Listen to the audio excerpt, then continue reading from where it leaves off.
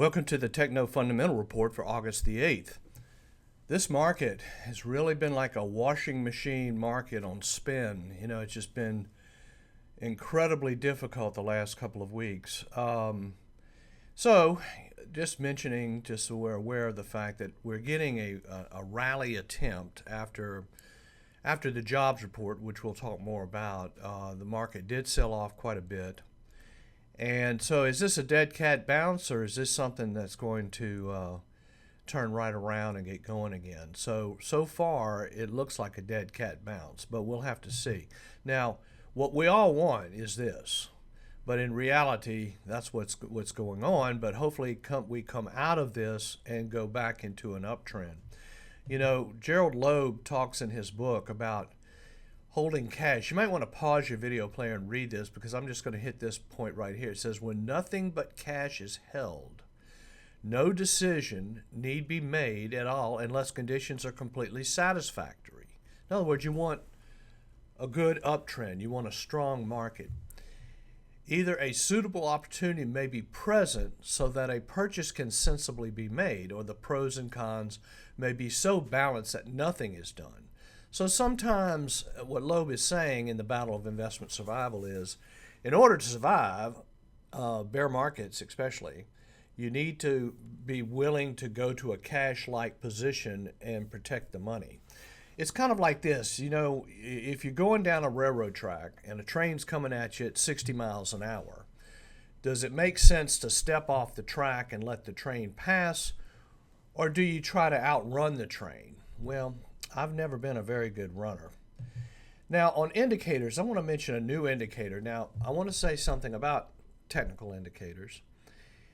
I've been using most of these indicators for over 30 years, or at least observing them for over 30 years. So when I have a new indicator that I'm just learning about, I mention it, but I'm not necessarily saying that it's the real thing. But anyway, Claudius Somm, who is a former economist with the Federal Reserve, has developed an indicator called the Somm indicator, and it's designed to predict recessions. And the indicator going back to 1960 has really pretty much done that. Now, all of this is doing, and again, you may want to pause your video player to understand the formula, but the bottom line is that it's measuring unemployment, national unemployment, and it's measuring basically the rate of change. How much is it changing from a certain area? So the rule is that once unemployment, starts to pick up and gets to a reading of 0.53, that's troubling. So basically, it's just saying that unemployment rates are deteriorating, not improving, and a reading of 0.53 is an indication of recession. So we'll just have to see. We will continue to watch. Now, the big question right now is that what is one of the possible reasons for the market's decline? Well, when you have investment bubbles, and I've seen many of them, and they go on pretty much all the time, and once the bubble starts to deflate, it can be really a problem. So what I did here is I went back to the .com bust, and as you can see here, in March of 2000, Cisco Systems, which was the big internet.com stock at the time, peaked at around 53, 52. Then they announced their quarter, and they came in light. They were estimated to have revenues up around 50%. They came in up around 40%, which the market took very poorly, because it says, hey, this thing is rolling over. And you can see what started to happen. The stock broke down, rallied a little bit of what we would call a dead cat bounce, and then proceeded to drop. So it went from 53 all the way down to $6 a share by '02.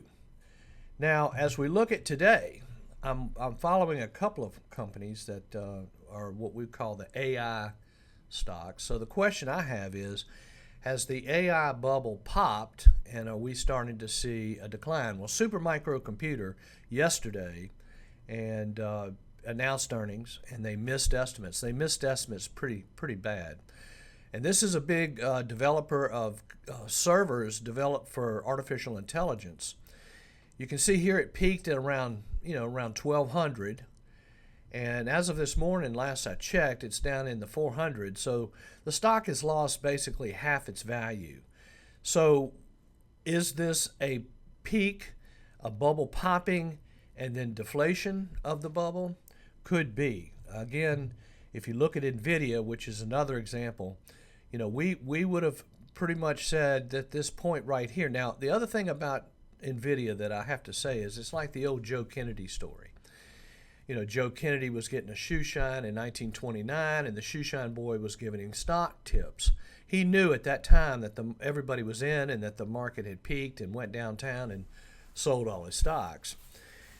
With NVIDIA, I've kind of been seeing the same thing. I've had people come up to me in the last, say, 6 months that normally wouldn't even buy stocks, and they're all kind of crazy about NVIDIA. You can see here also when you have a split. Now this stock split 10 for 1. That's just another warning. So you had a top here, consolidation, a lower top, and then a breakdown. So NVIDIA, as of this morning, is trading below 100.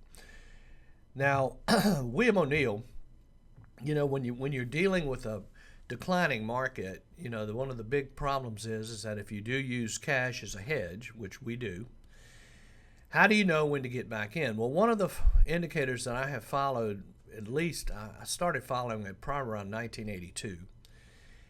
It was introduced to me by my mentor at the time. He introduced William O'Neill to me, which was a big thing. There's something called a follow-through day. So what it is where you'll get a rally, you'll have a big drop like here. Now what I'm using here as an example, again, is 2002, 2003. You can see here, you can see the dramatic drop in the NASDAQ. And then we started to make a low. Now what the follow-through day would be is that if you go 4 days, now that's the thing about this, you got to be patient. Once you make that low, and you have to have 4 days of rally attempt, and then on the rally attempt, if you get a way above average volume day, and the index is up, say 1.25%, I would even say 2%, that is what you call a follow-through day. So as we look at what's going on right now, you can see here that the NASDAQ rolled over. And this is around the time of the earnings report when the SOM rule kicked at 0.53. You can see here we've gone into a downtrend. Again, let's define it. High, low, lower, low, downtrend. Now, on last week or this week, we had a really tough Monday, brought us down to here. Then we had a rally attempt. But it looks like that rally attempt is already kind of starting to fail. So what I would say is that wait 4 days, which would be Monday, and if you get after 4 days, it doesn't have to be exactly 4 days. It could be just after 4 days. What it's just forcing you to do is wait because it could be, a false bottom. You just don't know. So let's just look at the indicators here. Let me show you how I've got them set up. First of all, moving averages, 200-day, 25-day, this is 25-day, 50-day. Then I've got the trend meter down here. Now, I like to be in the green with the trend meter, and right now, this particular index is down in the yellow. So the NASDAQ is in a downtrend. Mid-caps, same story. You can see the other point I'm making here. You also have volume down here, which you want to see that follow-through day on above average volume, which we're just not seeing yet. We're seeing an attempt at a rally, but the rally does seem to be somewhat struggling. Here's the New York Stock Exchange, a little bit better. Again, rally attempt, pull back, trend meter still in the yellow. Again, don't look at just one index. Don't look at the Dow Jones Industrial Average. You have to kind of get under the hood a little bit. Here are the small caps. Now, this was really disappointing because we saw that beautiful move in the small caps and then started to look like it was going to start to go into an uptrend. But then with the market, pretty much everything has come down on it. Here's the S&P 500, same story. You can see the trend meter in the yellow. And then the last indicator that I would also look at, or last index, is the equally weighted S&P, which is actually doing a little better than the market cap weighted S&P, which is a good sign because we do want this market to broaden out a little bit. So if we look at these 5 indexes, all of them in downtrends, caution is advised.